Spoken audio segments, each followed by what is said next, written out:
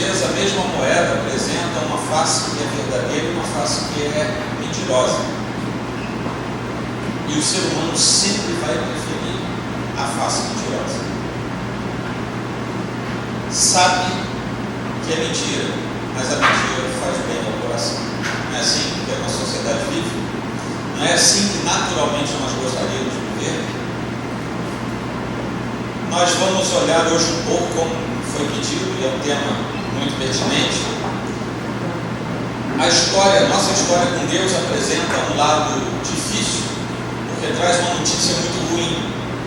Mas o outro lado da moeda traz um lado muito feliz, é um aspecto muito positivo da história que nós temos a ser contada a partir do ato de Cristo na nossa vida. E logo de saída, a Escritura traz uma verdade que é muito incômoda para o ser humano, é tão incômoda quanto aquele sujeito que dizia para o rei que ele era um macaco mesmo, que o rabo dele era feio. Essa verdade incômoda diz assim: todos pecaram e carecem da glória de Deus. E isso é incômodo porque causa profunda tristeza. E a tristeza do mundo produz morte. Só que as pessoas negam isso, querem negar isso até o final. Só que o outro lado, no mesmo versículo, eu estou em 2 Coríntios 7, não é o texto base, isso é apenas uma introdução. Na primeira parte desse mesmo versículo 10, do capítulo 7 de 2 Coríntios, o mesmo apóstolo Paulo dá um outro lado disso tudo, quando ele fala assim: a tristeza, segundo Deus, produz arrependimento para a salvação. A tristeza, segundo o mundo, aquela tristeza que o mundo nega, é uma tristeza que encaminha para a morte, mas quando essa tristeza é encarada diante daquilo que Deus propõe ao ser humano, essa mesma tristeza vai gerar vida, e essa vida, nós sabemos, é uma vida abundante por causa da obra de Cristo Jesus. Essa é a mensagem da cruz, é uma mensagem que precisa incomodar, e se ela não incomodar, ela não tem muita chance de se tornar válida. E aqui já vai um senão para nós. Não adianta a gente chegar para o homem caído e dizer: você precisa de Deus, como muitas vezes nós fazemos. Enquanto ele não souber que ele é pecador, ele não vai entender que ele precisa de Deus. Primeiro nós precisamos dar a ele a notícia ruim, porque só depois da notícia ruim é que ele vai entender a boa notícia. A boa nova da salvação só faz sentido para aquele que entende que ele está indo para a perdição eterna. E de fato, diante dessa mensagem da cruz, Paulo, no trecho que nós vamos ler aqui, ele meio que desenhou, ele precisou desenhar. Sabe aquela história? Se não entendeu, não, vou desenhar para você. Paulo faz isso aqui na Epístola aos Romanos, no capítulo 5. Nós vamos ler do versículo 12 até o versículo 21.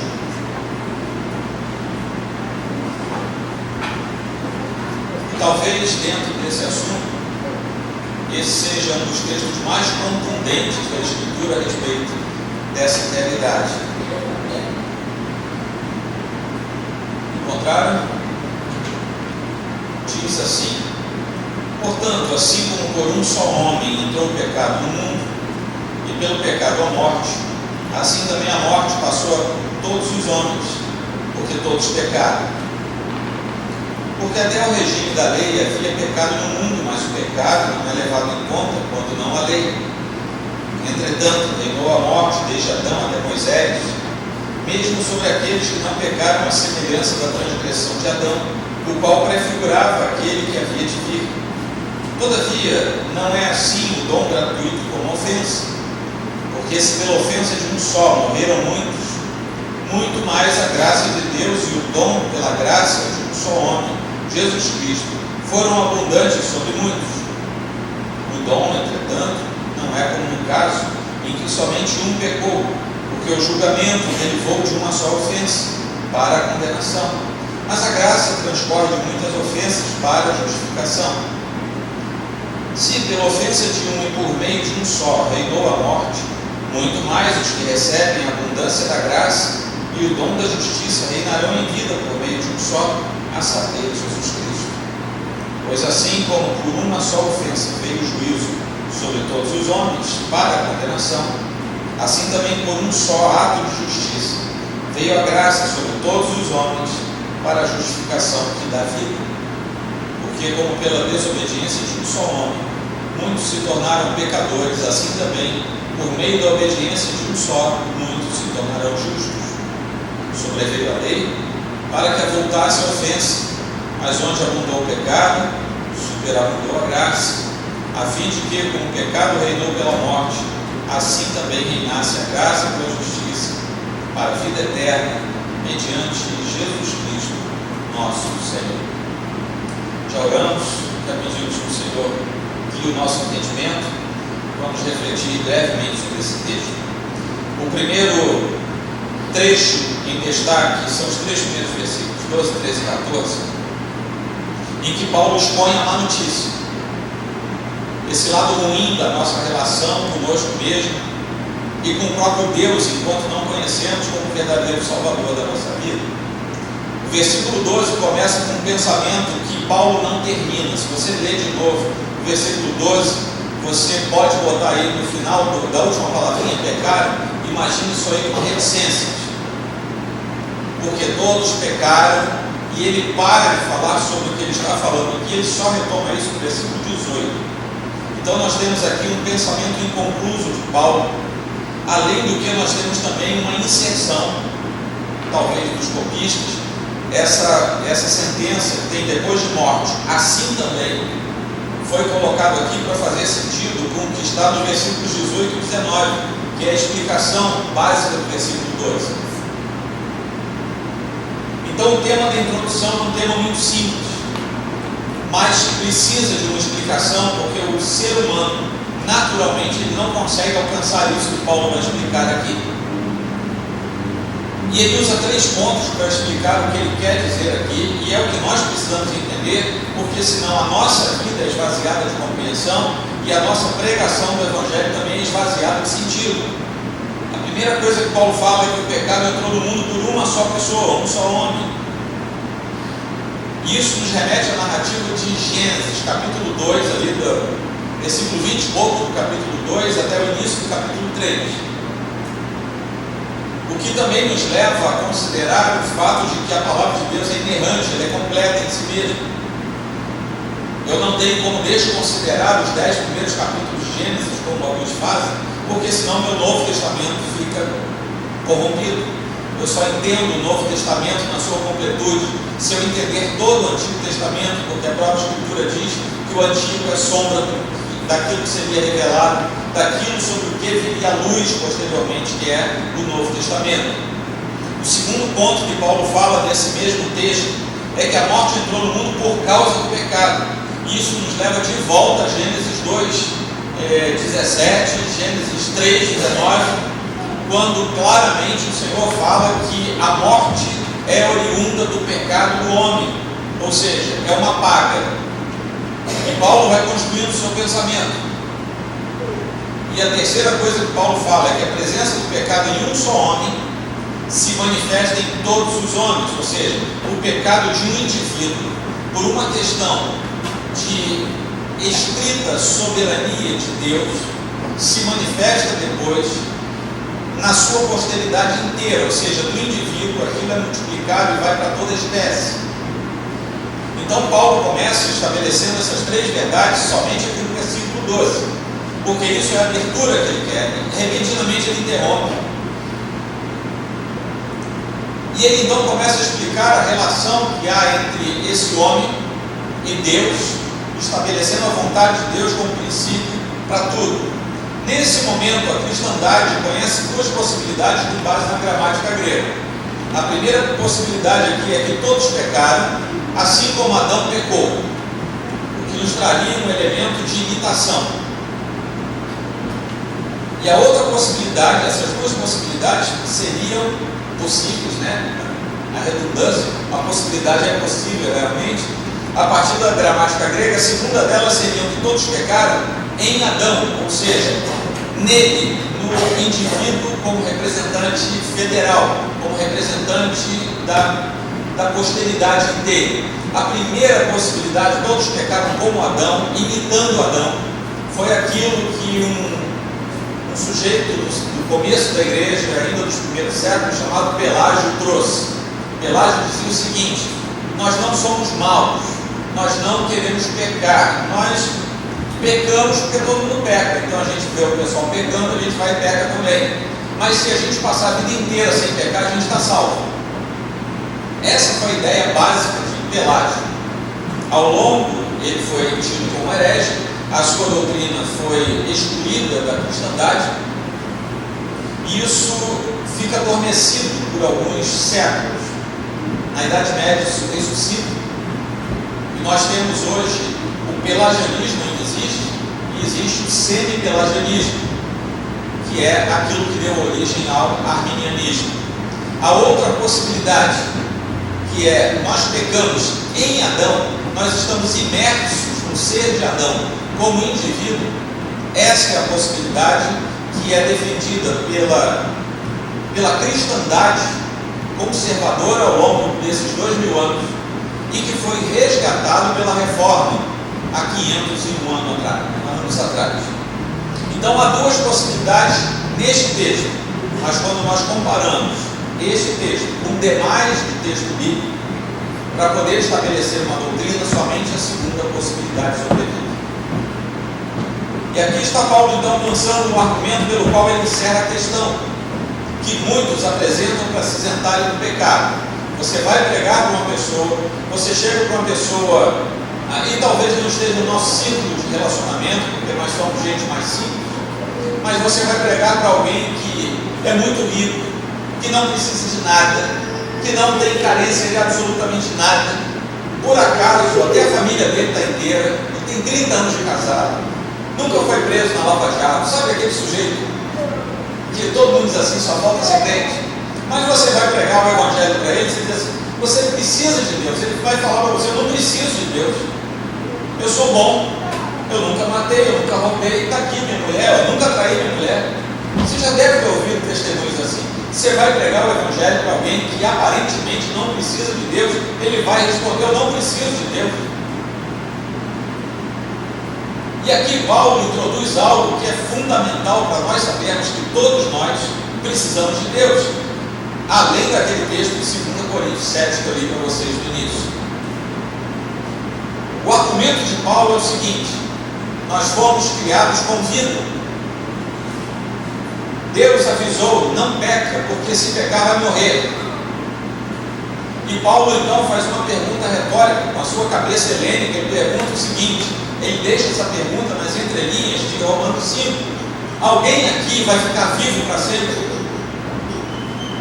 Alguém aqui vai ficar vivo para sempre? Paulo está perguntando agora para a gente.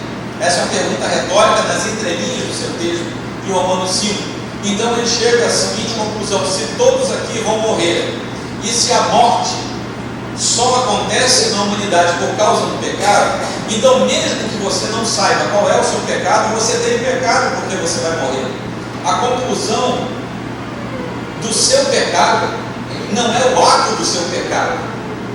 A conclusão do seu pecado é o fato de que você vai morrer um dia. Esse é o argumento de Paulo. E aqui nós começamos a ver como é que Paulo vai montando isso. E por isso, vale a perspectiva de que mesmo quem não cometeu o mesmo pecado que Adão cometeu, pecou tanto quanto Adão pecou. E essa é a conclusão a que Paulo chega. Ou seja, a mesma destinação eterna que Adão teria se não tivesse se arrependido, isso está no ouvido de Deus, porque a palavra de Deus não esclarece isso para nós, qualquer um de nós terá, se não nos arrependermos também diante de Deus. Então Paulo estreia essa notícia ruim diante da sua plateia, que era a igreja de Roma, que ele leria essa carta depois quando chegasse. No entanto, Paulo começa a trazer uma outra notícia. Adão, de certa forma, se parece com Cristo. Ele prefigura Cristo, não porque ele tenha feito uma obra para nos salvar, mas ele prefigura Cristo no sentido de que ele representa todos os que vêm depois dele. E nesse sentido, Adão e Cristo são muito semelhantes, porque Adão representa todos os que vieram depois dele, e Cristo representa todos os que foram salvos por ele e que vieram também a reboque do seu ministério. Paulo, mais uma vez, introduz um outro assunto. Ele introduz o assunto da lei e todos os seus desdobramentos, mas a fim de explicar que, por causa da lei, que manifesta a razão do pecado, o homem que agora, sabendo que porque vai morrer, é de fato pecador, ele não tem mais direito a ter esperança. E aqui ele acaba com a alegria de todo mundo. Todo mundo aqui pecou, a comprovação disso é que todo mundo vai morrer, e porque todo mundo vai morrer e agora sabe que é pecador, você não tem mais esperança. Aí é a paz de cal, acabou a alegria. Paulo começa esse trecho da sua carta. É claro que esse trecho está relacionado diretamente com outros episódios, principalmente o começo do capítulo 5, em que ele trabalha duramente o conceito da justificação pela fé. Como alguns comentaristas dizem, aspas, o poder da obediência de Cristo em superar a desobediência de Adão é o grande tema desse parágrafo. Porque aqui Paulo traz uma notícia horrível para todos nós, mas ele começa a dar um lampejo de esperança, quando depois de tudo isso ele fala, o qual prefigurava aquele que havia de vir. Ele encerra o versículo 14, deixando a sequência para falar daquele que havia de vir, e ele vai começar a falar de Cristo agora. Depois da má notícia vem uma boa notícia, porque Paulo, a partir do versículo 15 e até o versículo 19, ele traz a boa notícia que remete à obra de Cristo, que vai além do pecado e que conduz o ser humano para além da desgraça causada pelo pecado. E ele vai dizer o seguinte: antes, pelo pecado de um só, referindo-se a Adão, muitos morreram. E Paulo começa a usar o princípio da tese da antítese, do comparativo absoluto entre duas realidades que nem sempre são paralelas, mas é quase um paralelismo de sim e não que ele vai usando.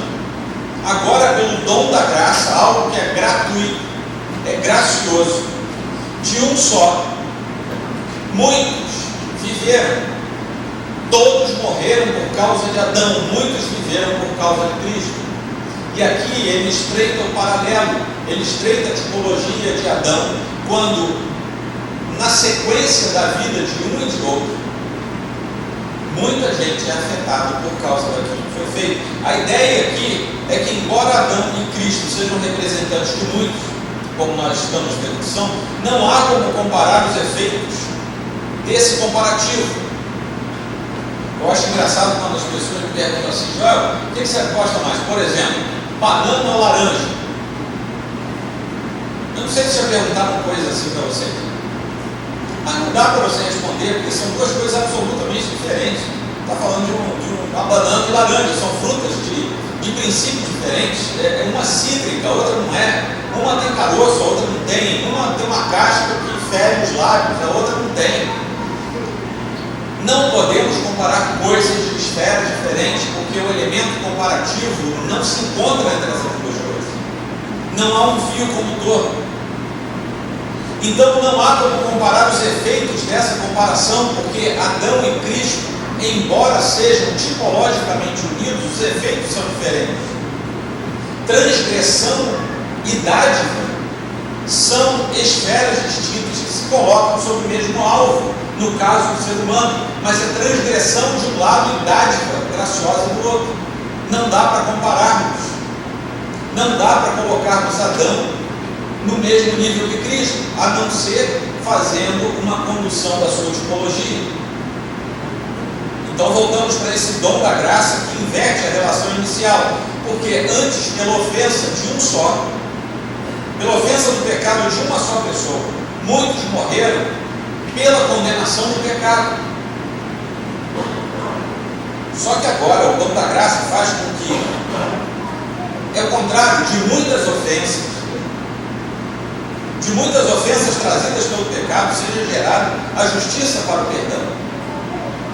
E Paulo vai fazendo esse jogo que é, meus irmãos, na verdade, que a gente precisa contar para o mundo. É isso que a gente tem que contar para o mundo. A igreja do Senhor foi estabelecida, foi instituída por Cristo com uma só finalidade, aquela de Mateus 28. É ir, pregar o Evangelho, fazer discípulos, batizar em nome do Pai, do Filho e do Espírito Santo, preparar os nossos discípulos, a fim de que eles também vão e preparem novos discípulos. E os discípulos precisam ir e preparar novos discípulos. Essa é a função da igreja. A igreja ter um local, como aqui, um local aprazível, com ar-condicionado, clima de montanha, isso é maravilhoso. Mas se a igreja não tivesse nada disso, estivesse fazendo discípulo, ela seria igreja. Eu sou filho de missionário. Eu me lembro quando eu era pequenininho, papai fazia um culto de 15 em 15 dias. Eram pessoas que eram alcançadas pela igreja que o papai pastoreava, era aqui no Santos Boliviano, e a gente saía de 15 em 15 dias, levava não sei quantas horas, eu me lembro, eu era criança, e eu tenho uma foto daquelas, quem é mais velho sabe, umas fotos preto e branco, desse tamanhozinho, uma beiradinha toda onduladinha assim do lado, era uma foto miudinha, difícil até de ver aqui, não sei porque é tão pequeno. E eu estou lá, desse tamanhozinho, papai do lado, embaixo de uma árvore. Aquela igreja se reunia embaixo de uma árvore a cada 15 dias. Vamos lá, umas 25, 30 pessoas. Igreja é o ajuntamento de gente santa. E a igreja recebeu uma ordem de Deus: conta para o mundo que o mundo está indo para o inferno. Conta para o mundo que o mundo pecou. E não pecou por seu pecado factual, pecou por seu pecado original. Pecado factual é aquele que a gente pede perdão. Nós somos filhos de Deus, pedimos perdão, e nós sabemos que não vamos ser condenados à perdição eterna por causa desses pecados factuais, porque o pecado original foi gravado em Cristo lá na cruz.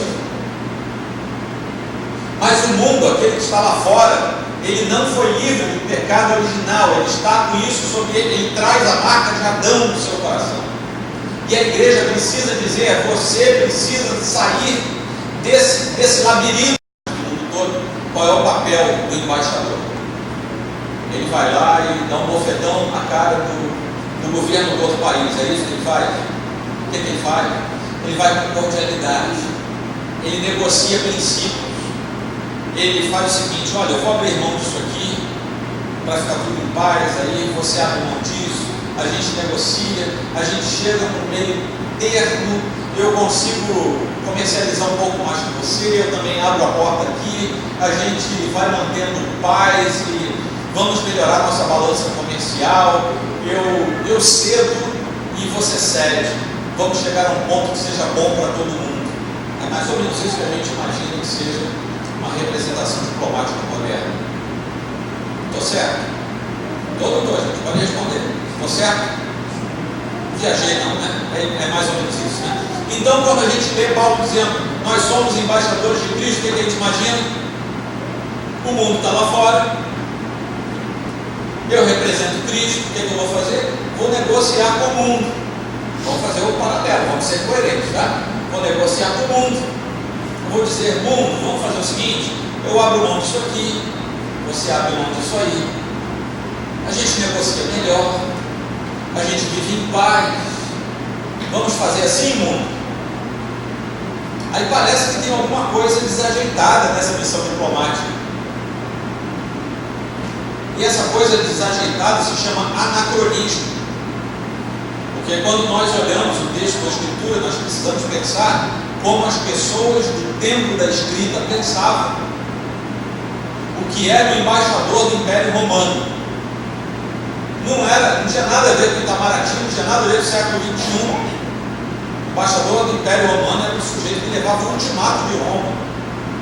E quando Paulo fala que nós somos embaixadores de Cristo, ele está se referindo a uma igreja composta por gente que tem coragem e capacidade de dar um ultimato ao mundo. O embaixador romano era o sujeito que acompanhava as tropas militares romanas. E ele era o primeiro contato com um povo a ser invadido, a ser dominado. ele ia na frente de um documento, em nome do general que estava ali, em nome do próprio César. Aquele documento era aberto na frente do rei, do governo, do imperador, seja lá quem fosse. E aquele documento tinha duas possibilidades. Você abre as portas, o general fulano vai entrar com as tropas de Roma, nós vamos tomar posse, você e seu povo vivem, vão pagar o imposto para Roma, mas vocês vão ficar vivos. A outra possibilidade é mantenha as portas fechadas, nós vamos entrar de qualquer jeito, vamos destruir tudo, vamos matar todo mundo. Você só tem essas duas possibilidades, qual você escolhe? Esse era o papel do embaixador romano, é por isso que Paulo diz que nós somos embaixadores de Cristo, porque em nome de Cristo nós dizemos para o mundo: olha, o meu rei está aqui atrás. Mundo, você só tem duas alternativas: você abre a porta, o rei entra e você vive, ou deixa a sua porta fechada, o rei vai invadir tudo na hora certa e você vai morrer. Ou é céu ou inferno. E a mensagem da cruz é salvação ou perdição. E é disso que Paulo está falando aqui. Por causa de um veio a perdição, por causa de um, com dom gratuito, a justiça de Deus foi implantada, e todos aqueles que na eternidade foram chamados para o coração de Deus, pelo coração de Deus, por seu bendito amor, foram engravados em Cristo, no seu ato vicário. E é por isso que nós estamos aqui e temos um dever, nós temos um ministério, nós temos um chamado e uma vocação. Quer dizer exatamente a mesma coisa para o mundo. Aquilo que nós ouvimos, nós temos que falar para o mundo. Se não falarmos, as pedras vão ter que falar em nosso lugar. Eu acho que nem eu nem você queremos que isso aconteça. Como nós não podemos comparar a obra graciosa de Deus com os efeitos danosos do pecado de um homem só, versículo 16, porque além da natureza da obra de ambos ser muito diferente, versículo 15, o efeito de ambas as obras foi totalmente diferente, porque em Adão Deus manifesta a sua justiça absoluta, uma justiça implacável da parte de Deus, justiça absurdamente justa, porque ele tinha avisado que isso haveria de acontecer. No entanto, essa justiça aplicada por Deus, que gerou a condenação, quando chegamos em Cristo, essa mesma justiça gera graça. Gera graça e traz justificação àquele que crê. Se por um lado a justiça em Adão, aplicada por causa de Adão, gera por causa da justiça de Deus a condenação, a graça aplicada em Cristo por causa da mesma justiça de Deus gera a justificação de Deus. São dois caminhos diferentes, e é disso que Paulo trata. A justiça, o recorte de um só pecado, mas a graça se segue aos muitos pecados. A morte reinava por causa de um só, versículo 16, por causa de um só que pecou, mas agora os que são alcançados pelo dom da justiça passam a reinar por meio de um só, que é Jesus Cristo. E mais uma vez Paulo vai fazendo esse trocadilho com a sua fala. Cristo vence a morte e nos faz reis em lugar da própria morte. É interessante que a desobediência de um só gerou a morte a muitos, e a obediência de um só também gerou a vida a muitos outros. Encerrando esse trecho que vai até o versículo 19, a justificação que dá vida, que gera vida, que promove a vida, vem por meio dele, que é Cristo, que anula a ofensa de Adão contra o Deus eterno e santo. E a justificação que dá vida, anulando a ofensa de Adão, nos torna livres. Nos torna livres, nos torna vivos, nos faz reinar com ele em vida, como é a fala do próprio Paulo. Isso significa que a morte, que é o antigo rei sobre nós, teve que ceder lugar e não tem mais domínio sobre nós. A exemplo do que Paulo fala lá em Romanos 6 e Romanos 6, 8 e depois 14. Se já morremos, deixa eu ler. Romanos 6, 8. Ora, se já morremos com Cristo, cremos que também com ele viveremos. Versículo 9: sabedores de que, havendo Cristo ressuscitado dentre os mortos, já não morre a morte. Já não morre, a morte já não tem domínio sobre ele. No versículo 14 ele diz: porque o pecado não terá domínio sobre vós, pois não estáis debaixo da lei, sim da graça. A tese de Paulo é o seguinte: você sabe que pecou porque você vai morrer, já que a consequência do pecado era a morte. E agora você sabe que vive porque Cristo não foi dominado pela morte, mas dominou a morte e reina em vida. E assim como nós antes imitávamos a morte do pecador, agora nós imitamos a vitória do vencedor. E Paulo vai fazendo esse comparativo até que ele chega ao versículo 20 e ao 21, encerrando a sua fala. Adão foi a nossa morte, mas Cristo foi a nossa vida. Paulo retoma então a questão da lei. Esses dois versículos dizem assim: sobreveio a lei para que abundasse a ofensa, mas onde abundou o pecado, superabundou a graça, a fim de que, como o pecado reinou pela morte, assim também reinasse graça pela justiça para a vida eterna, mediante Jesus Cristo, nosso Senhor. Paulo então volta para a questão da lei, porque a tese central de Paulo é que o pecado está sobre todos, e na verdade o que nos permite entender que o pecado está sobre nós é a prática de vida. Eu vou morrer, logo eu pequei, mas o que nos alerta para isso, o que chama a atenção disso, é exatamente o fato de que uma lei foi deixada por ordem de Deus, e essa lei aponta exatamente para essa verdade. A lei de Deus serviu para tornar o pecado sabido, conhecido. E uma vez conhecido, o homem se torna novamente sem esperança, como eu falei lá atrás. A morte reina em lugar da vida. Esse homem que sabe que vai morrer, ele não tem esperança.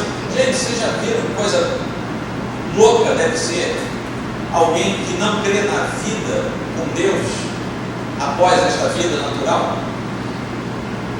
Você pensa assim: caramba, eu tinha um cachorro, o cachorro morreu e sumiu.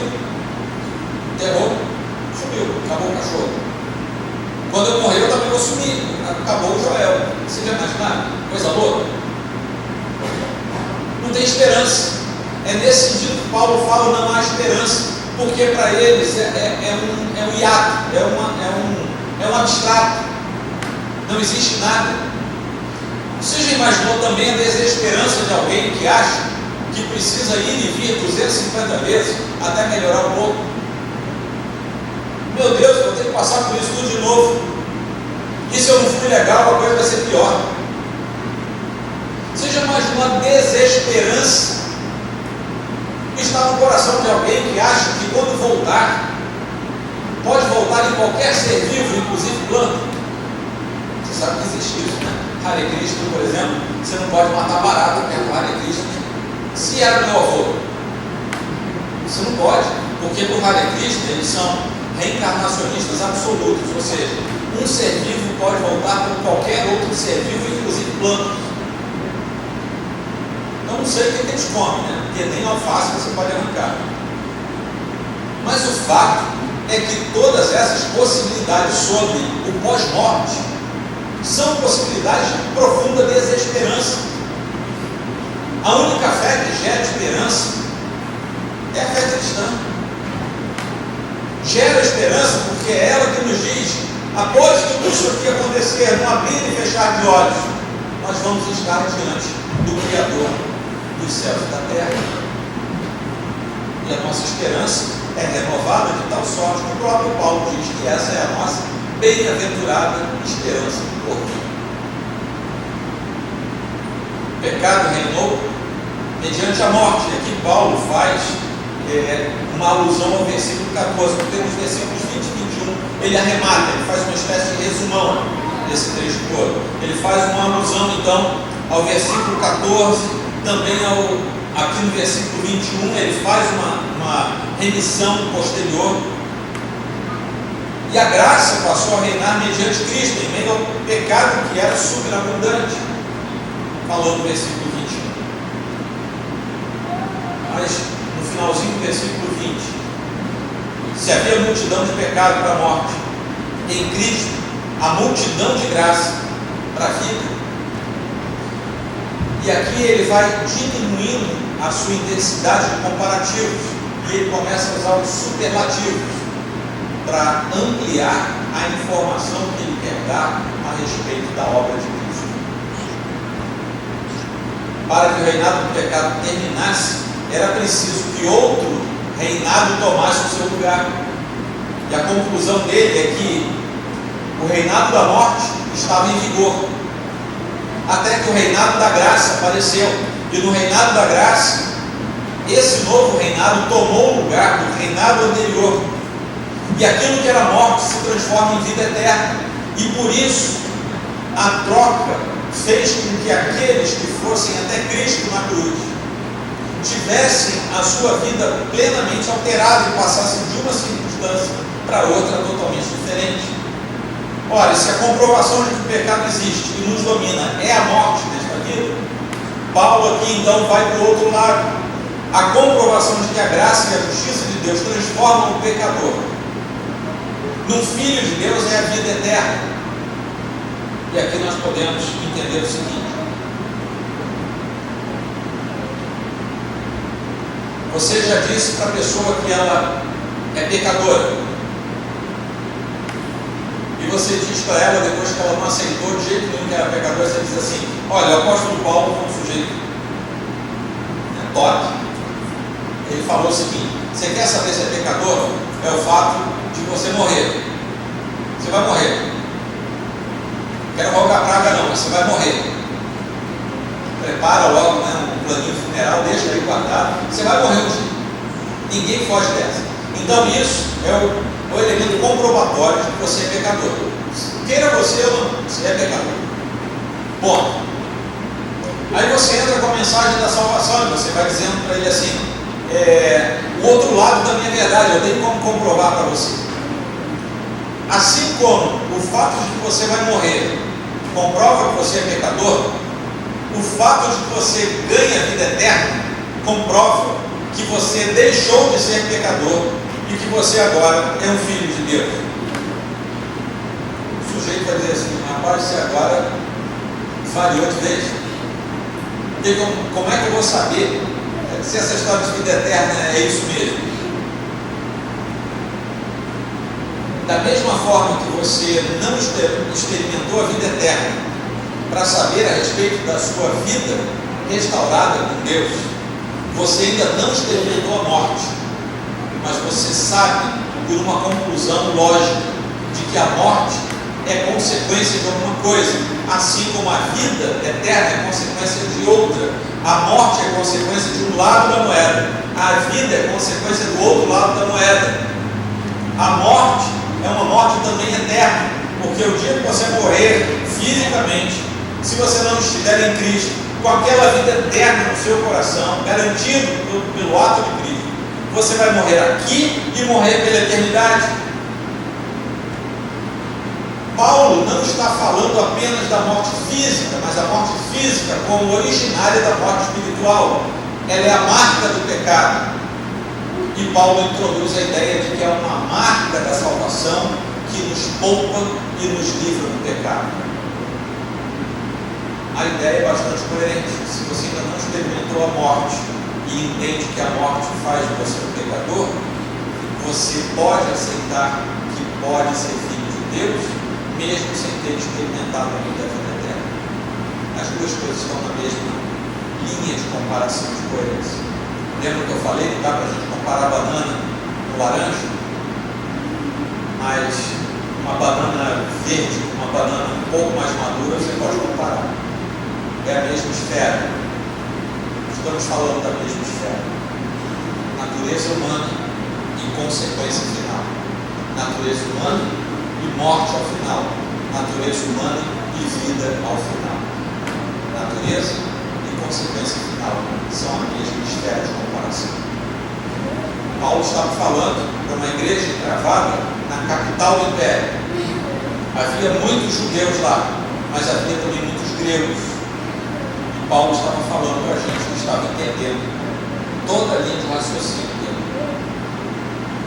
Cristo nos fez reinar em vida pela graça, versículo 17, na expectativa da vida eterna, versículo 21. Ele faz isso porque Ele é o Rei dos Reis e o Senhor sobre tudo e sobre todos. Vejam bem, antes estávamos sob o reino da morte, agora fomos livrados para o reino do Senhor. No reino da morte há um rei que não é o nosso Deus. No reino da vida, no reino da graça e da justiça, o próprio Senhor se coloca, porque o finalzinho de tudo é reinar-se a graça pela justiça para a vida eterna, mediante Jesus Cristo, nosso Senhor. Qual é o agente de tudo isso, senão o próprio Deus? Senão o próprio Cristo. Qual é o agente da morte? Não é o pecado? Qual é o agente da vida? Não é Cristo? E mais uma vez ele estabelece um comparativo linear dentro da mesma ordem de comparação. Amém?